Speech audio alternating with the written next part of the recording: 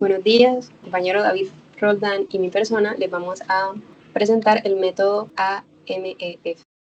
Para comenzar, les vamos a definir qué es. Este se define como análisis de modo y efecto de las fallas. Es un análisis, un método que busca identificar las fallas potenciales de un producto o proceso. Este análisis se basa principalmente en tres aspectos: la probabilidad de ocurrencia, la forma de detección y los efectos de las fallas. Las fallas se organizan en orden de importancia, de la más severa hasta la menos severa, para priorizar las acciones que deben tomarse para las fallas más críticas. Este método ofrece varias ventajas. Primero, nos permite anticiparnos a los posibles problemas y priorizar intervenciones preventivas. También facilita la identificación de áreas de mejora en procesos y productos, promoviendo la mejora continua. Y su implementación es compatible con la norma de calidad y seguridad de muchas industrias. Esto asegura el cumplimiento de los estándares requeridos. Bueno, en cuanto a las limitaciones, tenemos que la asignación de los valores de severidad puede ser como muy subjetiva. Entonces ya va a depender de la experiencia, del enfoque que tenga la empresa. Entonces va a estar muy sesgado por eso. También requiere pues tiempo y recursos, eh, dependiendo pues de qué tan detallado queremos ser, qué tan extenso y qué tanta, digamos, importancia le demos a los procesos.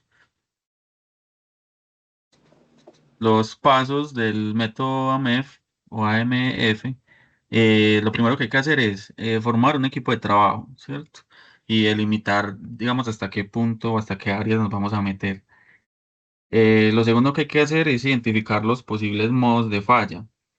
Cómo puede pues fallar, digamos, el proceso o al proceso al que le estamos realizando el método. El tercero, a cada falla que identificamos, tenemos que identificar los efectos que estas fallas tienen y el grado de severidad. El grado de severidad, pues, es el que indicamos anteriormente, que era, digamos, muy subjetivo a los involucrados en el proceso. El cuarto es encontrar las posibles causas potenciales y la frecuencia de ocurrencia de las fallas. Esto significa que tenemos que tener al menos algún registro o identificados todos estos posibles fallas. El quinto, identificaremos los controles para detectar la ocurrencia y ya con esto vamos a estimar la posibilidad de qué tan fácil es que se detecten o qué tan probable es que ocurran eh, estas situaciones. Esto sería calcular el índice de NPR, es más que todo es el IC, que es la severidad por la ocurrencia, por la probabilidad de detección. Entonces esto nos va a dar un índice que ya más adelante en la aplicación veremos que de acuerdo a un valor vamos a definir si hay que hacer un proceso u otro. Eh, Séptimo sería priorizar y decidir sobre qué combinaciones se va a actuar. Y para ello, qué recomendaciones vamos a hacer o qué acciones se van a implementar. Y ya por último, se van a revisar los resultados. Ahora vamos a analizar pues, cómo se implementa esta metodología en la industria alimentaria con este informe, tomando pues, como ejemplo la línea de producción de, del pavo en una empresa costarricense con Capoen de Belén S.A. Nos habla de la importancia en la industria alimentaria y la implementación de estos sistemas de gestión de riesgos, que es de suma importancia en la industria avícola para asegurar la calidad del producto y la seguridad también del consumidor. En este caso, se usa la metodología AMEF y se combina con un sistema HACCP, que es el análisis de peligros y puntos críticos de control, que se explicará a continuación. Esto es para evaluar de manera más efectiva los riesgos en el proceso de producción. Primero, junto al equipo de trabajo, se describe el proceso de producción pues, para definir el área donde se aplicará la metodología MED. Comenzamos con la recepción y el almacenamiento adecuado de la materia prima. Luego, el producto, que es el pavo, se descongela utilizando agua clorada para mantener el higiene. Siguiente es el porcionado, paquete y etiquetado del producto. Finalmente, almacenamos el producto terminado y gestionamos su despacho. Ahora vamos a hablar sobre la evaluación de los modos de falla. Aquí analizamos cómo las fallas pueden afectar la seguridad y la calidad del producto. Analizamos las posibles causas de estas fallas, como mal funcionamiento del equipo, manipulación inadecuada o fallos en la temperatura, en los controles de temperatura. Seguimos con la determinación de la categorización de riesgo.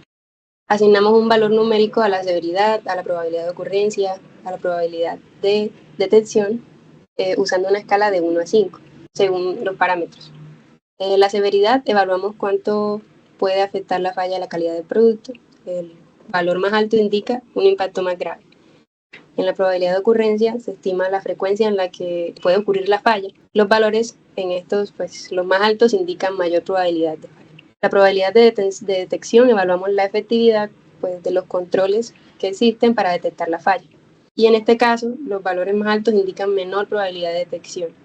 En esta tabla observamos pues, todos los pasos que hemos hecho. Identificamos la etapa específica del proceso de producción donde puede ocurrir el riesgo, describimos el peligro que puede existir, determinamos las posibles causas, asignamos el valor de severidad del peligro y evaluamos la probabilidad de que ocurra el peligro, estimamos también la efectividad de los controles. Luego de esto, hacemos el cálculo del índice de criticidad, que sería la multiplicación de la severidad por la probabilidad de ocurrencia y detección. Entonces, luego de esto, hacemos una lista de acciones correctivas que se implementan y recalculamos el índice de criticidad después de estas acciones. Por ejemplo, en el residuo de materia prima cárnica, la presencia de salmonela puede causar almacenamiento inadecuado, ¿cierto? Se asignó una severidad, en este caso, de 4, una ocurrencia de 3 y una detección de 3. Y pues dando como resultado un índice de criticidad del 36. Luego, implementando esas acciones correctivas, los valores disminuyeron a 4, 1 y 2 y resultó que el índice de criticidad ya después de estas acciones bajó a 8. Bueno, para determinar el índice de criticidad, como ya pues lo explicó Daniela, se hace pues la multiplicación de la severidad, la ocurrencia y la probabilidad de detección. Eso nos da pues los valores que obtienen cada uno de las fases del proceso. Recordemos que estas fases del proceso son las que se definió al principio, que eran las más críticas, ¿cierto? Entonces, de acuerdo a estos puntajes, como estaba en la tabla anterior, tenemos unos puntajes o un índice para cada una de las fases del proceso. Ellos decidieron que para índices de criticidad superiores a 25, significaba que estas etapas o estos procesos deberían tener una intervención urgente. Pues en este caso, el descongelamiento y el almacenamiento del producto terminado eran como los que tenían el índice de criticidad muy grande. Entonces, estos se clasificaron como puntos muy críticos o puntos críticos de control, PCC como la abreviatura, y los demás se nomenclaron o se clasificaron como PCO, que serían los puntos críticos operativos. Vamos a la siguiente diapositiva. Entonces, utilizando pues el árbol de decisiones, se determinan pues que la descongelación y el almacenamiento de los productos era la parte más crítica. Acá podemos ver como una serie de preguntas que se hacen, digamos, para analizar qué tan crítico es cada proceso. Las preguntas son como, bueno, ¿este proceso puede afectar la seguridad del personal? ¿O este proceso puede afectar la seguridad del consumidor final? ¿O esto puede traer problemas? Entonces, de acuerdo a si las respuestas eran sí o no, ahí en esta matriz es que definimos si la criticidad, pues, o el punto crítico, si es operativo o es de control, siendo el de control, digamos, el más restrictivo. Entonces, lo que sigue, sí, dale. Lo que sigue sería el análisis de causa raíz con el diagrama de Ishikawa. Entonces, para entender mejor como las causas de las fallas en los puntos de control crítico, se aplicó el diagrama este de Ishikawa. Esto es simplemente un diagrama de causa-efecto y se agruparon las posibles causas en 6 categorías. La primera de ellas sería materiales, bueno, medio ambiente, mano de obra, métodos, medición y maquinaria. Estas son las categorías que nos pueden afectar o desviar nuestro PCC. Entonces, en materiales, pues ya sería como la calidad de la materia prima o alteraciones en los insumos. En medio ambiente ya serían las condiciones del entorno, cómo la temperatura y la humedad, pues en las áreas del proceso nos pueden afectar. La mano de obra ya es relativo al nivel de capacitación y experiencia del personal. Los métodos sería la estandarización de los procesos y los métodos de trabajo que sean adecuados, que estén al nivel que se requiere en la planta, que nos lleven pues como por un buen rumbo. Medición, esta es como la precisión de los equipos que se tienen. Digamos, esta planta lo que hacía era como desprezar unos pavos, ¿cierto? Era con carne, con material biológico, entonces teníamos que tener un control muy preciso en la temperatura, en los tiempos, para que, digamos, estos alimentos no tuvieran presencia de bacterias, de virus, al principio se mencionaba que una de ellas era salmonela, por eso fue como la área más crítica. Y ya por último la maquinaria, que es como las condiciones en las que está la maquinaria, si tiene un buen mantenimiento, en fin, todo este análisis permitió identificar las causas raíces de las fallas. Y, y en una de ellas pues encontró que el control de concentración de cloro en el agua, con descongelación con agua clorada, ¿cierto? Que se necesitaba tener una concentración de cloro en el agua en un rango. Ese rango era de 1 a 3 partículas por millón. Ya digamos, si era por encima, iba a ser perjudicial para el proceso. Y si era por debajo, también, porque no estaba cumpliendo la función.